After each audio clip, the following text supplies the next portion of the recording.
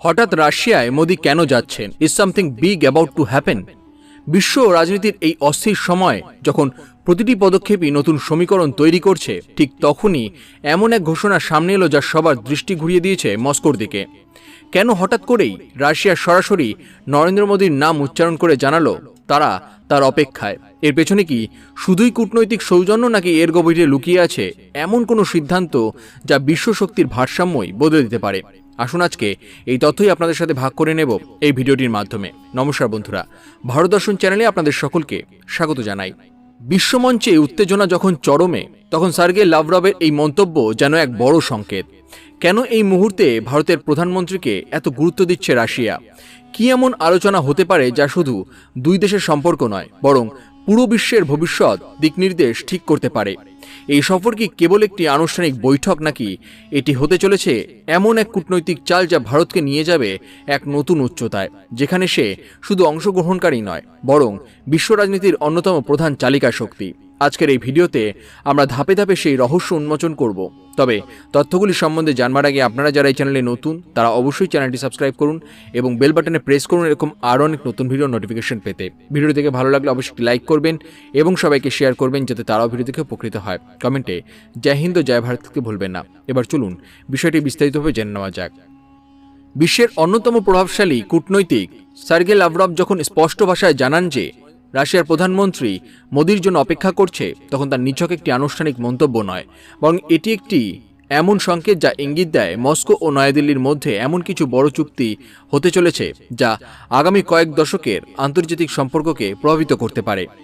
আজকের ভিডিওতে আমরা বিশ্লেষণ করব সেই সফরের পেছনে আসল কারণ কি, কেন এই মুহূর্তে এটি এত গুরুত্বপূর্ণ এবং কিভাবে এটি ভারতের কূটনৈতিক শক্তিকে এক নতুন উচ্চতায় নিয়ে যেতে পারে।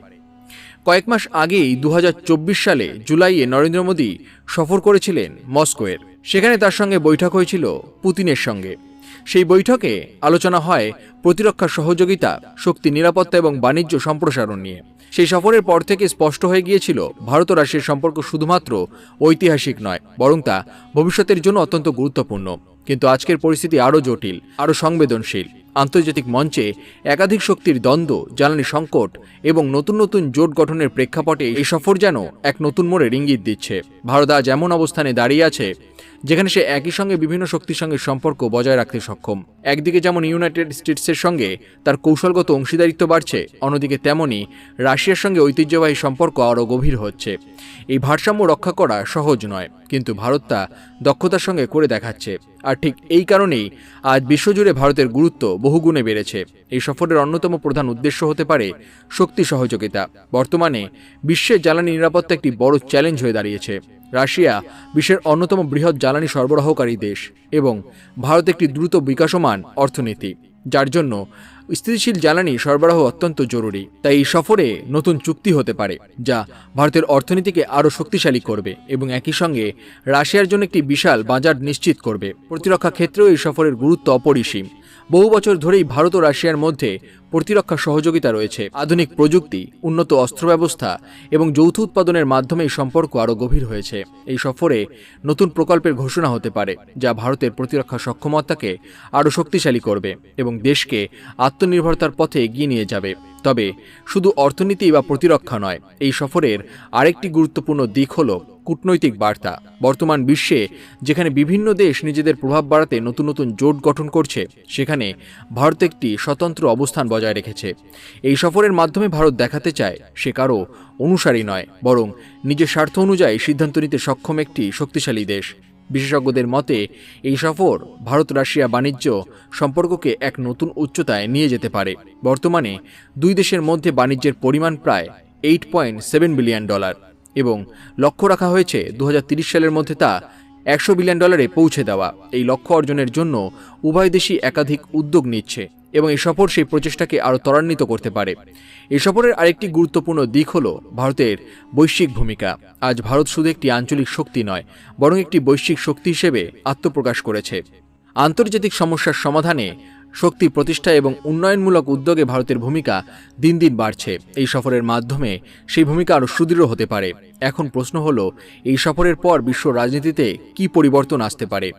অনেক বিশ্লেষক মনে করছেন এই সফর নতুন এক কূটনৈতিক সমীকরণের সূচনা করতে পারে।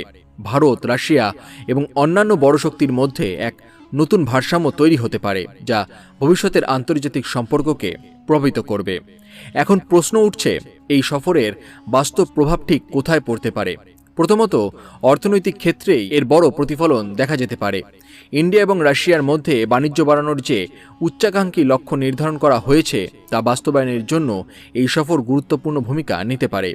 জ্বালানি, অবকাঠামো, প্রযুক্তি এবং ফার্মাসিউটিক্যাল, এই 4টি ক্ষেত্রেই বড় বিনিয়োগ এবং সহযোগিতার সম্ভাবনা তৈরি হচ্ছে, যা ভারতের অর্থনৈতিক গতিকে আরও ত্বরান্বিত করতে পারে। দ্বিতীয়ত, কৌশলগত দিক থেকে এই সফর একটি ভারসাম্যের বার্তা বহন করছে। একদিকে যেমন ভারত ইউনাইটেড স্টেটসের সঙ্গে সম্পর্ক বজায় রাখছে, অন্যদিকে রাশিয়ার সঙ্গেও তার ঐতিহ্যবাহী বন্ধুত্ব আরও গভীর করছে। এই ভারসাম্য রক্ষার সক্ষমতাই আজ ভারতের সবচেয়ে বড় শক্তি হিসেবে উঠে এসেছে। এর ফলে আন্তর্জাতিক রাজনীতিতে ভারত একটি নিরপেক্ষ কিন্তু প্রভাবশালী অবস্থান ধরে রাখতে পারছে।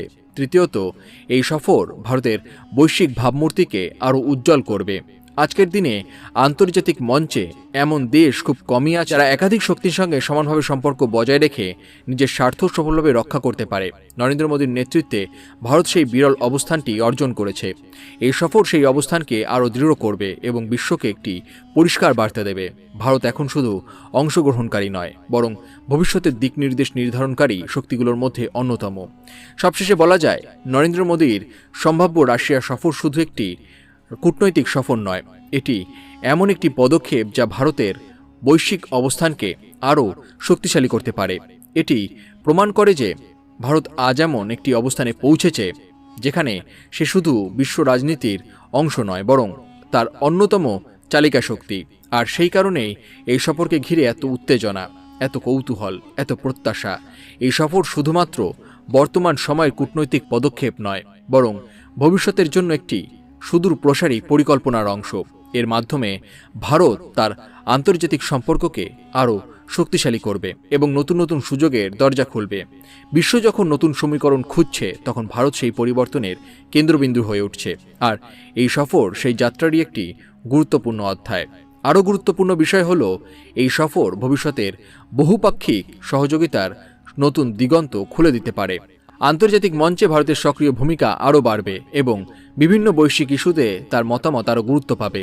অর্থনীতি থেকে কৌশল, প্রতি ক্ষেত্রেই ভারত একটি স্থিতিশীল ও নির্ভরযোগ্য শক্তি হিসেবে নিজেকে প্রতিষ্ঠিত করছে, যা আগামী দিনের বিশ্ব ব্যবস্থাকে আরও ভারসাম্যপূর্ণ করে তুলতে সহায়তা করবে। এই গল্প এখানেই শেষ নয়, বরং এখান থেকে শুরু হতে পারে এক নতুন অধ্যায়, যেখানে ভারত তার কৌশলগত দূরদর্শিতা এবং দৃঢ় নেতৃত্বের মাধ্যমে বিশ্ব মঞ্চে এক নতুন ইতিহাস রচনা করবে। আপনাদের কি মতামত অবশ্যই কমেন্ট করে জানাতে ভুলবেন না। ভিডিওটি দেখে ভালো লাগলে অবশ্যই লাইক করবেন এবং সবাইকে শেয়ার করবেন, যাতে তারাও ভিডিও থেকে উপকৃত হয়। কমেন্টে জয় হিন্দ, জয় ভারত লিখতে ভুলবেন না। সবাই ভালো থাকুন এবং সুস্থ থাকুন। ধন্যবাদ।